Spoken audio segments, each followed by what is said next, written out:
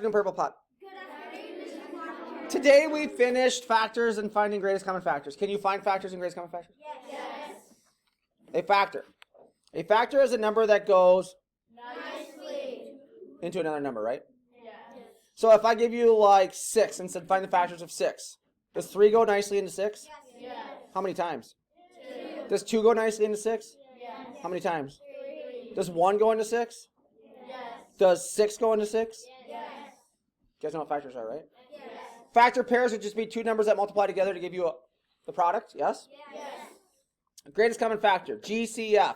Greatest, biggest, common, the same factor. We know what they are, right? Yes. The biggest factor that two or more numbers have in common would be the GCF, or the greatest common factor. Come to that in a couple seconds here. How do we find factors? We use the what method?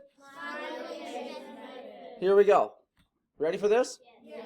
I say find all the factors of 12. First thing we do is we make a, what do we call it? 12. We call it 12 because we're finding all the factors of 12, right? Yes. What is always a factor of every single whole number? 1. What's one partner with? 12. So 1 and 12 are factor pairs, right? Yes. What's the next number I should try after 1? 2. Does 2 go into 12? Yes.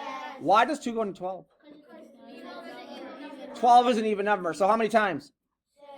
6. So 2 and 6 are factors of 12? Yes. What's the next number I should try? 3. Does 3 go into 12? Yes. How many times? 4. What's the next number I should try? 4. No, what comes after 3? 4. Does 4 already exist in my T-chart? Yes. That means I'm done, right? Yes. Then what I'm going to do is I'm going to put a dimple at my smallest number, which is always going to be 1, and I'm going to put a dimple at my largest number, which is always going to be the name of the T-chart, right? Yes. Well, if I follow from dimple to dimple, I have all of my factors. 1, 2, 3, 4, 6, and 12. Here they are all listed, right? Now, another example right here you can look at.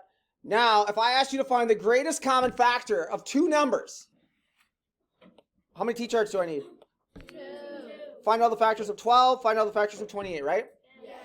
Then I'm going to use what and what to figure out which is the biggest factor of both. Circles and, am I going to circle 1? Yes. It exists in both T-charts, right? Yes. Am I going to circle 2? Yes. Why?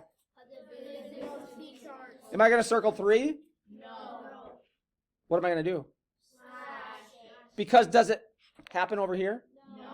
Am I going to circle 4? Yes. Does it happen in both T-charts? Yes. Am I going to circle 6? No. There is no 6 over here, right?